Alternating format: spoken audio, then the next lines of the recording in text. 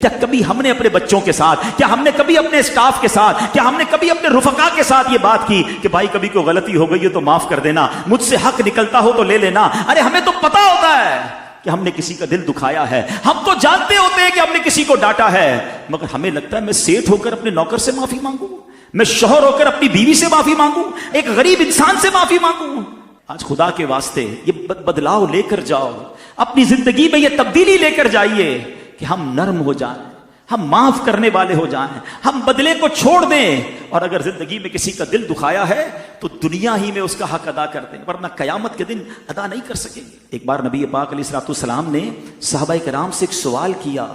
کہ بتاؤ مفلس کون ہے؟ حدیث کا خلاصہ ہے، اب میں یہی سوال آپ سے کروں کہ پور کون ہے، مفلس کون ہے؟ آپ بھی یہی جواب دیں گے، جس کے پاس پیسے نہیں وہ مفلس ہے۔ صحابہ نے بھی یہی رپلائی دیا،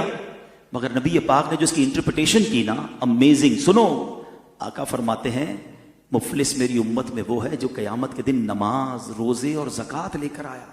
اور یوں آیا، یعنی اس حال میں آیا کہ اسے گالی دی، اس پر تہمت لگائی، اس کا مال کھایا، اس کا خون بہایا، اسے مارا،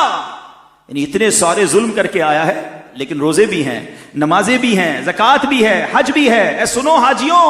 اے روزہ داروں، نمازیوں، سنو، اگر دل ٹوٹ رہے ہیں، حق دبایا جا رہا ہے، حق تلفی ہو رہی ہے، لوگ آپ سے پریشان ہیں، آقا فرماتے آئے گا اس حال میں کہ نیکیاں بڑی ہیں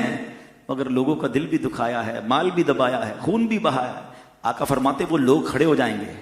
اور اللہ سے عرض کریں گے مولا ہمارا حق دلا۔ اچھا، اس قیامت کے دن پیسوں کا تو بیپار نہیں ہوگا نا کہ کسی سے 5 لاکھ لیے ہوئے تو قیامت کے دن چیک بنا کے اسے دے دیں گے، اب نیکیوں کا کاروبار ہوگا، یعنی اب اس شخص کو، بندے کو اپنی نیکیاں دینی پڑ جائیں گی مظلوموں کو۔ حدیث میں آتا ہے ساری نیکیاں ختم ہو جائیں گی، حق لینے والے ختم نہیں ہوں گے، پھر کیا ہوگا؟ اب ان مظلوموں کے گناہ اس کے سر ڈالے جائیں گے، اور آخر کار فرمایا کہ اسے آگ میں پھینک دیا جائے گا، بیکاز لوگوں کے دل دکھائے ہوں گے، حق تلفی کی ہوگی۔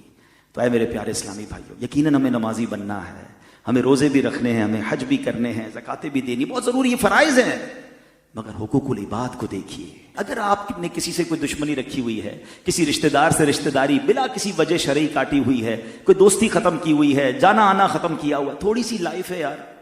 معافی کر دیں۔ شب قدر ہو، شب برات ہو، آپ جب پڑھتے ہیں کہ یہ مغفرت کی راتیں ہیں، اس پہ ایک لسٹ آتی ہے کہ سب بخشے جائیں گے،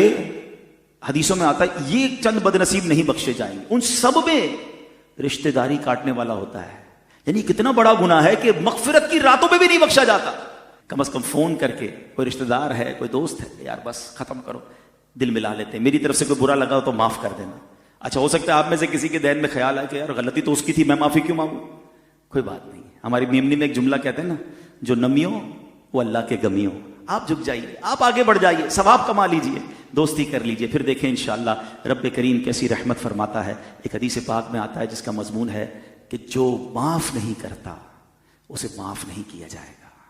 جو رحم نہیں کرتا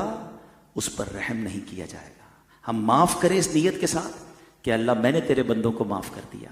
اے کریم تو سب سے بڑا معاف کرنے والا ہے، آج تو میرے گناہ معاف کر دے۔